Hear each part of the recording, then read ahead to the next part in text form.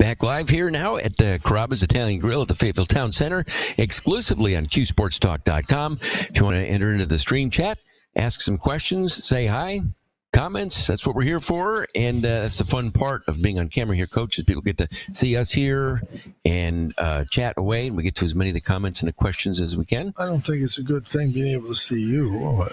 That's a good. That's a solid point. I won't. I don't argue that. That's the good thing about being on the radio. They don't have to see you. That's why. Or me. See, back in the day, that's why I wanted radio instead of television for that purpose. There's no reason for that. But welcome to those, Jen and Matt, and some folks who are starting to chime in here and say hi in the stream chat. And right off the bat, Coach, he says, is excited to see these guys grow as players. Is it true that the whole team could stay if they wanted to? Yeah, the whole team could stay. Everybody's eligible to stay. Absolutely, 100%. You just don't know what's going to happen. We have no idea. It's still the wild, wild west in so many respects with everything that's going on. 3 or 4 guys could leave. You don't know. That's why, obviously, we didn't take anybody in recruiting. We tried to get 1 or 2, but not really hard. And then, we felt like if everybody comes back, if we lose people unexpectedly, then you look in the transfer portal and get a veteran guy. That's pretty much what the trend is now anyway. Question here, Coach. Do you have players do drills on saving the ball in bounds? No, we don't. We try not to do it under our own basket. That's like, do you do drills to not jump off a bridge? No. It's just common sense that you don't jump off the bridge. Yep. That's one of the common sense things. You don't save the ball into your own basket. Everybody knows that. I mean, it's. Well, I know even Joe today, I heard him, and he said it was, bad, he made a mistake. He made a mistake. And it's, often, I mean, it's a little better when it's an all-out hustle play that he's trying to make. If there had been a Syracuse guy standing there, which there should have been, our guy should have been in that position, not their guy. And our guy was outside. And if he'd been standing there where he should have been and got the ball, then we might have won us the game. So the save. So, it's a hustle play. As a coach, you can't get, you're upset, but you can't get as upset over somebody trying to make a play, even Judah's charge, he's trying to get to the basket. He's just got to get a better lane next time, but he's trying to win the game. He's not sitting back and waiting for somebody to do something. And at the end of the game, players have got to try to win the game. That's what it's about. Somebody has to. One question here, Coach, and I didn't see this, but somebody says, are you feeling better with your knee? Are you okay? Yeah, my knee has been a little better. What happened to it? No, it's been sore all year. Oh, okay. It's just got arthritis in there like every old person does. But it's actually been better. It was really painful early in the year, but it's better now.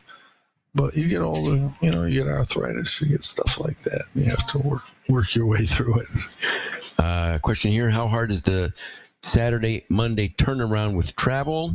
Would you prefer home Saturday and travel Monday, or reverse? Does it make a difference? I don't think it makes a big difference, but this is a longer trip than some of them. We're playing at night Saturday. You should be playing in the daytime. That would make it a little easier if you get home by 6 or 7 o'clock versus 1 in the morning. But anyway, they're kids and they have to be able to do that. Question here from Q Dude. Coach, some people have suggested that at the end of Tuesday's press conference, it was in part due to a student reporter asking a question. Did you know that that was a student? I didn't think it was a student, actually, but it could have been. I don't know. Well, what bothered me is that we just came back against Georgia Tech, closed the game. We just had come back against Notre Dame and closed the game. So he picked the 2 games we didn't close, but we were never ahead against North Carolina. It wasn't like we were ahead and didn't close. We barely got ahead, and they still had the ball. So they went back ahead, which is not unusual. But, you want to make a play in that situation. We didn't. and we didn't make it against Miami. But we did at Notre Dame. We did here against Notre Dame. We did against at Georgia Tech. It got down to a 4 or 5 point game, and we scored 8 or 10 straight points to close the game out. So you're not going to win all the close games. And the younger you are, the harder it is sometimes to win those. But Virginia Tech's got a real veteran team, 4 or 5 fifth-year players, and they lost 5 straight games by 1 to 3 or 1 to 4 points. If you have a question for the coach, you can put it into the stream chat here, and we'll get to as many as we can. We talked during the week, Coach, on the radio show with GMAC and Griff and Red, and after the game, we spoke with Griff and GMAC this morning, and both said the same thing that you've been saying. When it comes down to the end of a game in a situation like that, you'll always let Judah take that lane, take that shot if it's even available. Well, you're in a transition. There's no time to set play. They press. We're moving. You got to go. This question here: how are you feeling about Benny's rebounding? Is he getting better? Well, I think he had 2 in 20 minutes, so I don't know if that's very good. He's just got to do a better job on the boards. He's shooting it better. His defense can be a little better, and he needs to rebound better. And is that just the function of better positioning, or just it's going after the ball? He's more of a finesse player. He likes to play outside, but he's 6'9". We need him to get inside too. That's only 2 more than I had. I didn't even play. It's not good. Now that I think about it. This one here: what happens at the first media timeout, Coach, that finally gets the offense going? Is there an adjustment, or is there just I mean, we left people open. They made threes. I don't know. We just have not been able to come out and prevent people. Usually when people start out and take 2 or 3 long threes, which is what North Carolina did, usually they only make 1 of them, or maybe not even 1. They made all 4 out of their first 5. That's unusual. But you have to guard better. Question here: if Benny has a good start, would he stay in the game, or is the plan to bring Malik in quickly each game? Not necessarily. Whoever starts is playing well, they stay in longer. You get your playing time whether you start or you come off the bench. By how well you play. You play well, you stay in longer. That's just the way it works. And it's not rocket science, but there's no formula like after 8 minutes take this guy out. That's not the way you coach. You take out the guys that need to be taken out. And what's one of the biggest misconceptions, do you think, from like the fan perspective, as to when a change is made? It's not effort. I know you've said that before. Guys out there. No, I mean, if a guy misses, it's not like you're. No, it can be. If you're not shooting well, we need a shooter in there. It can be you're not rebounding. It can be your defense isn't what it needs to be. It can be, that's the 3 main things: shooting, rebounding, defense. I mean, that covers pretty much what basketball is. You're not doing one of those things, but if you just miss a jump shot, that doesn't take you out of the game. If you make a turnover, that doesn't take you out of the game. And the better player you are, the more you've proven yourself. You have a little bit more, flexibility to make a mistake or 2 because you've already proven yourself. This one here, Coach. Let me see. What will it take to make the NCAA tournament? For example, is there a certain number of wins that you need, or is that just different now? I mean, it's different. You got to get quality wins. You got to get quad 1, quad 2 wins. We've had a couple bad losses, which we haven't had in the past, but we've got to get some quality wins. We have a lot of opportunities for them ahead, and we're going to have to get some of those wins. That's what it'll take for us to get the tournament. Question here for you, Coach. Did the league send a report on the officiating? Would they acknowledge any mistakes like the NBA does? No. Nope. No, they won't do that. I used to sit next to, at the games, I want to say it might have been Joe Tesori, who was a local golf. And he's an advisor. But he would grade. Yeah, the officials. The officials. It wasn't terrible, even though the foul differential was big. They called a couple fouls on Jesse that weren't fouls, and that was big in the game. I thought we got hit a couple times when we went to the basket, and I think that would have if that would have balanced it out a little bit better, but it wasn't the case. He's a golf trivia question here for you, Coach. Ryan wants to know, did you know that Sam Snead made 41 holes in one, making at least one with every club in his bag except for the putter, and one with a 3-iron swinging left-handed? I did not know any of that. Is that all true, Ryan? I mean, it could be. I know one thing. Art Wall is the guy that I've heard of. He had 37 hole-in-ones. That was the most I'd ever heard of. And he played in a little course down in Pennsylvania that he made 7 or 8 of them on. And a couple of the greens there, the ball kind of went to the hole. So I kind of understood that. But that's the most I'd heard of, 37 by Art Wall. Unbelievable. 41. I don't know how you make one driver. He could, I guess. Driver. I don't know. Sam Snead. Short par 4 someplace. I saw I would say it was Tiger Woods' book a number of years ago about golf, and he had a picture in there of Sam Snead at the age of 70. It was just, the whole thing was about the flexibility in golf that you need. And he's in a restaurant, and he's like kicking the light, like he's like a karate kick, and he's like 70 years old, but that's how limber. Yeah, he was very limber, and he could play. He won tournaments when he was 60-something.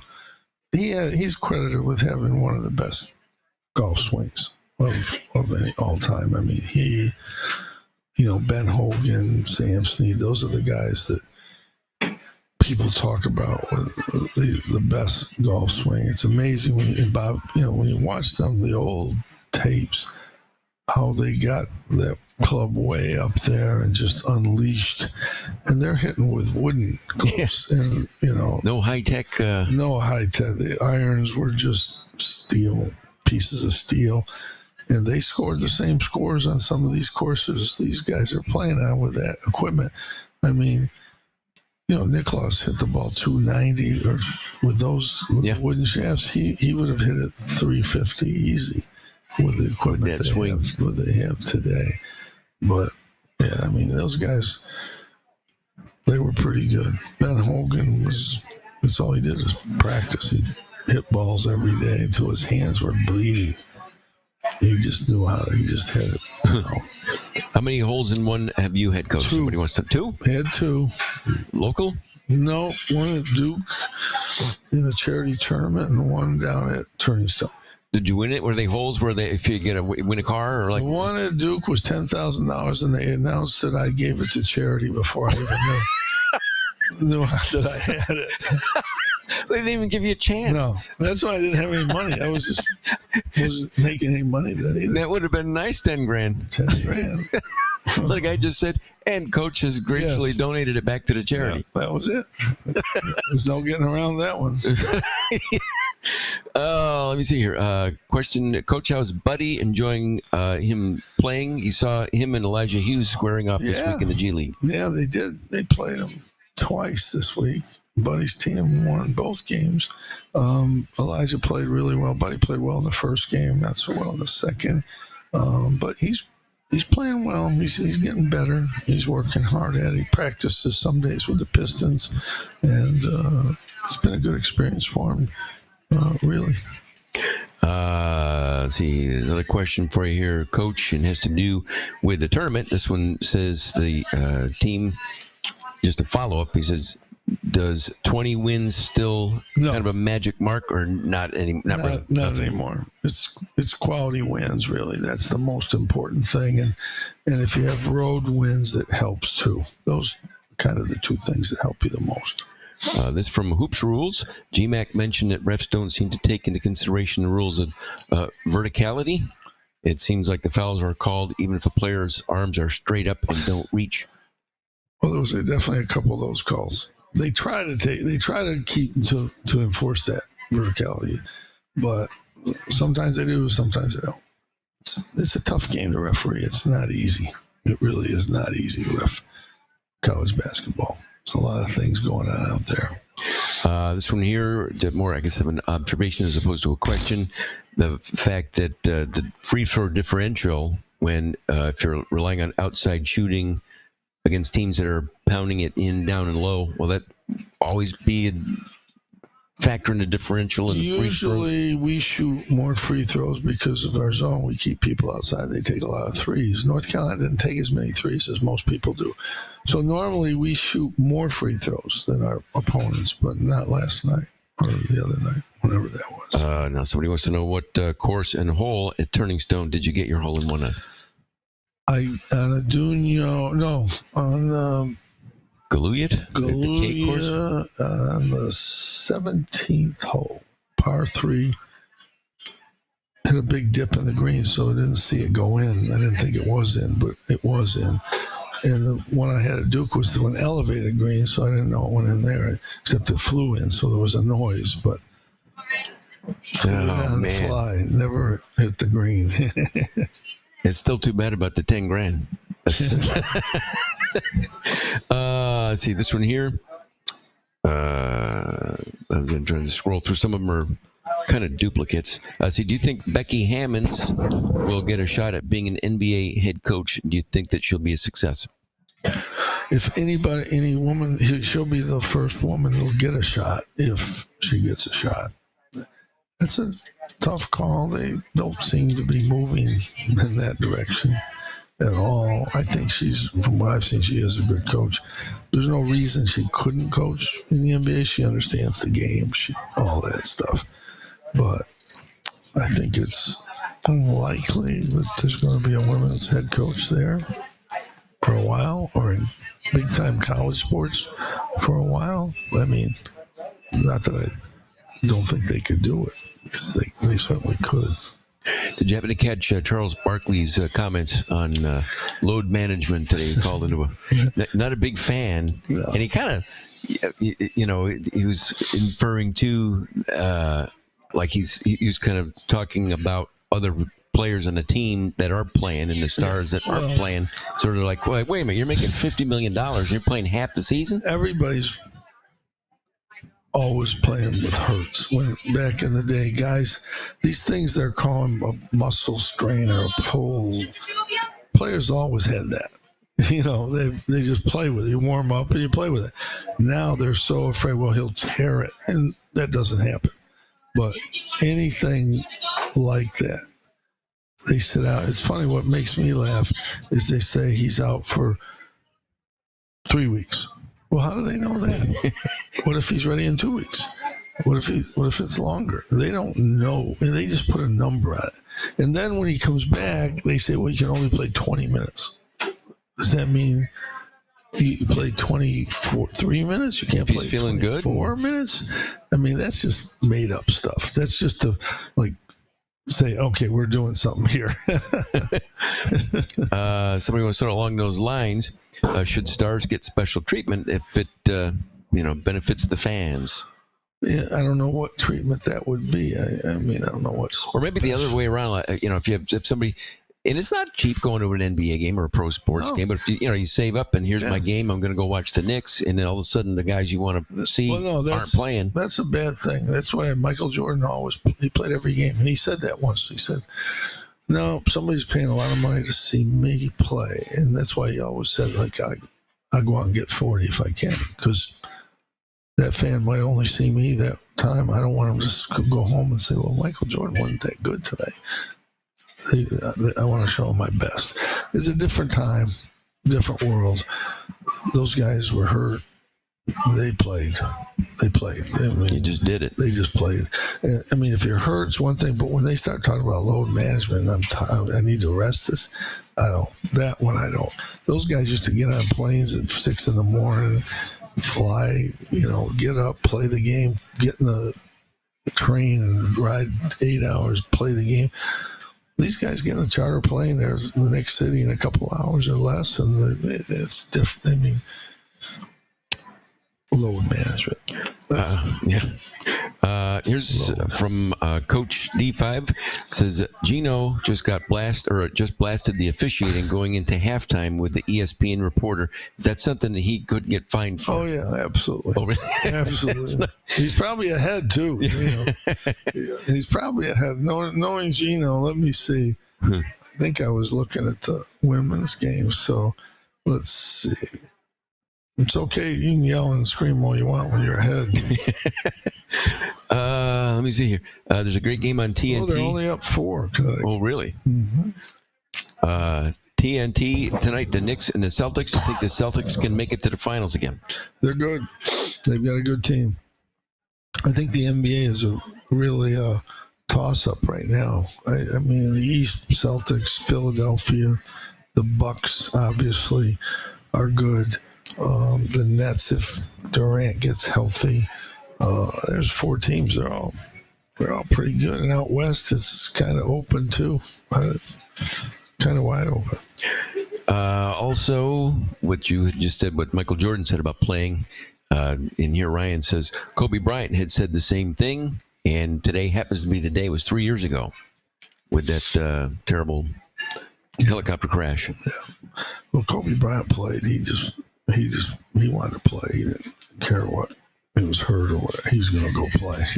And you have last but not least, before we start to wrap things up, a particular Kobe memory. Yeah, I mean, just his effort, his unbelievable effort in practice. He would try to beat everybody in practice. He didn't care whether it was practice or 10 in the morning or 10 at night. He just went after it every day. That's what he did. He just played as hard as you can play every play, and that's what coach. I mean, everybody has to respect that. That's the bottom line. Well, time to wrap things up. Thank you to everybody for joining us here in the Stream Chat. If we missed you here this week, some started to come in toward the end, come back next week. But time to wrap it up here. Tomorrow we'll talk to the coach on TK99 and TK105 in the paint. And then next week here again at Carrabba's on the radio and then QSportsTalk.com. So we will see you next week. Go Orange, and so long for now.